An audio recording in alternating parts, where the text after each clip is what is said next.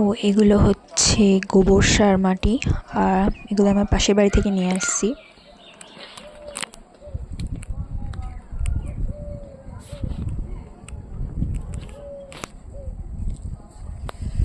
এখানে এই টবগুলো রাখা আছে যেগুলোতে আমি গাছ লাগিয়েছি আগের দিন। এগুলো ছায়ায় রাখতে হবে এখন 2 দিন, তারপর রোদে রাখবো। এগুলো হচ্ছে চন্দ্রমল্লিকা গাছ। এগুলো এর আগের বছরকার পুরনো, এর জন্য গাছগুলো লম্বা লম্বা হয়ে আছে এরকম।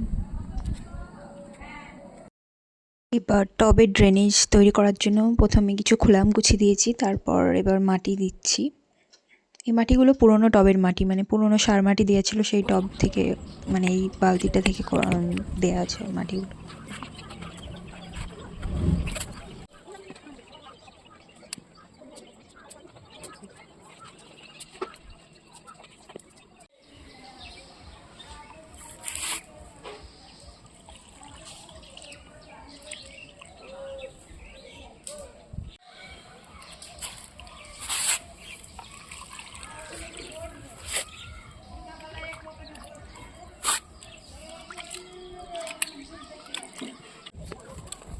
এবার এই গোলাপ গাছটা লাগাবো। একটা গোলাপ গাছ আমি মাটিতে লাগিয়েছি, মাটিতে ভালো হয়।